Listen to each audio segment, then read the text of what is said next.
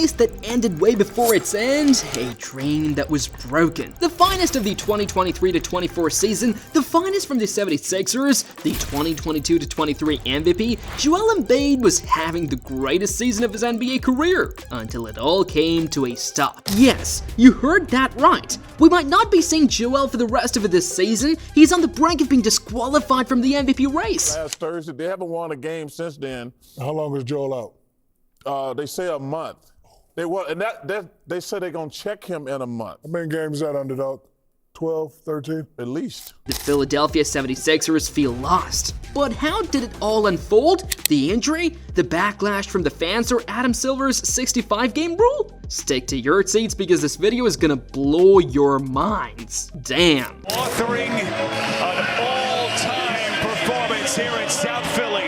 133-123 as Joel Embiid establishes a new single-game scoring mark in the storied history of the Philadelphia 76ers. The backstory? It was the year 2001. Allen Iverson from the 76ers dominated the NBA like no one else and won the MVP. More than 2 decades later, Joel Embiid repeated the same feat as he went on to beat Giannis and Nikola Jokic to lift the 2022-23 MVP trophy. He averaged an NBA high 33.1 points on 54.8% shooting, 10.2 rebounds, and 1.7 blocks per game. Simply put, he was the best player in the league in the final months, catapulting the 76ers into becoming one of the NBA's top title contenders, propelling the franchise to a 3rd place mark in the Eastern Conference with a 54-28 record, which as a referee was better than Nuggets' 53-29 record. As the 2023-24 season began, Embiid was better than ever. He was by far one of the best and most dominant players in the league,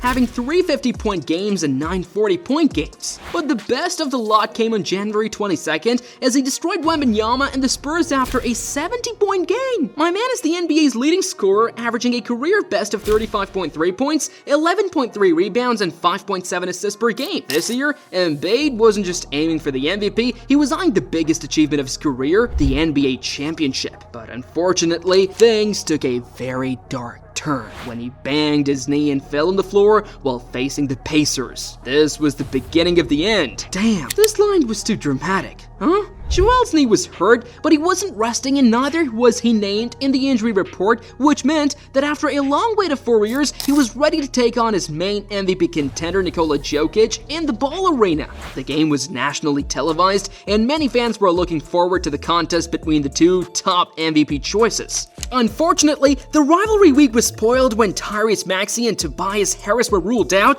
but the biggest disappointment was yet to come when just 10 minutes before the game, a shocking revelation was made. Joel Embiid wasn't playing.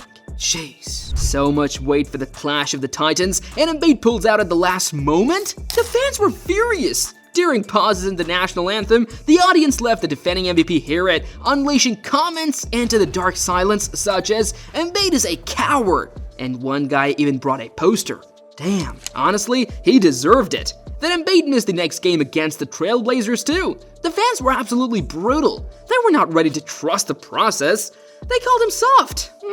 That's the worst thing you can call a reigning MVP. And that's not all. Everyone had the same opinion about the GOAT. Embiid ducks big games to preserve his MVP status. And let's face it, it was true. Earlier this year, Embiid sat out at the Timberwolves, Pelicans, Celtics, and Heat games, and people noticed that he sat out 4 of the Sixers' hardest games this year, all on the road, proving he ducks many hard road games. But to prove everyone wrong or right, Joel had one more hard game approaching pretty fast. Philadelphia 76ers versus Golden State Warriors. The criticism it got Embiid's mind, giving up to the pressure, he risked it all. He wasn't 100%, yet he came out to play, and it backfired big time. He hobbled throughout the game, but all hell broke loose in the 4th quarter when he was on the floor and Jonathan Kuminga slammed onto his knee. Goodness me, it was nasty. Embiid was in agony. The injury seemed grave, and the superstar left the court. He underwent medical examination and MRI scans, which didn't have much to sure about. Embiid had torn the lateral meniscus of his left knee. Damn. The news was devastating for the 76ers and Embiid himself. As of now,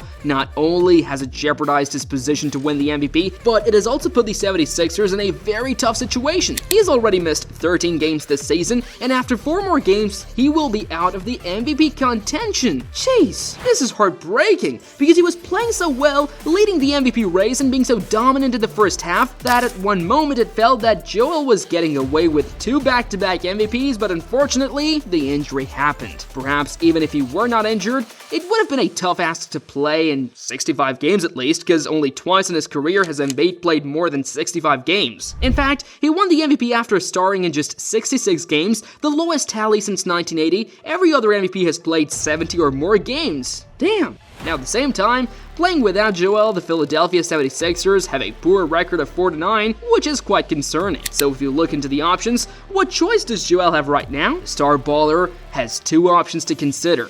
He can either go to rehab and call curtains to his spectacular 2023-24 campaign, or else he can undergo a surgical procedure to get his damaged cartilage removed, but in the long run, this could potentially do more harm than benefit. Dwayne Wade underwent this procedure back in college, and he still regrets it. So Embiid to choose carefully. Apart from the MVP, how does this injury affect his future? The situation is much more complicated than it seems. Embiid is 7 feet tall with a very heavy build, weighing over 280 pounds, which is coupled with his physical and aggressive gameplay. You do remember his first 3 years at the NBA that he missed due to a fractured foot, right? And then in his rookie season, things didn't change much as he went through a procedure to repair a torn meniscus in his left knee. The next few years were better until the 2021 playoffs when he suffered a small lateral meniscus tear in his right knee, but this time he was lucky and got away with it. A couple of years later, Embiid played through a sprained right knee that he suffered in the first round of the playoffs against the Nets, but the worst of his all injuries struck this year when he was playing at the peak of his career. This history is concerning given the fact that he will be turning 30 in March this year, and the tally of injuries for his age is huge. I mean, he can compete with Zion when it comes to injuries, but once Embiid makes a comeback, what does the future hold for him? If we put the MVP debate aside and look at Embiid as a consistent performer, how far can he go into the postseason if it ever comes down to that? Because at the end of the day, the NBA championship is way bigger than an MVP. No doubt that he is the 76ers' best bet to win a championship, but can he lead the 76ers there? I'm not doubting his talent. I mean, who would? But his health is questionable. As he gets older, he would get more prone to injuries, which is a fact. And once he returns from this recent injury, I wonder if he'll be the same guy who could score 70 points in a single night. On the contrary, it also feels like this phase of the 76ers history is reaching an inevitable end because Philadelphia is not in a position to utilize the maximum potential of Joel with his roster, and at the same time, Joel might be reflecting in case he wants to win that championship. If he truly does, he needs support, and that would only be possible if he moves on. I mean, look at Damian Lillard, but we can only guess. We don't know what the future holds. Hope you guys had fun. Don't forget to dunk on that subscribe button, huh? Peace.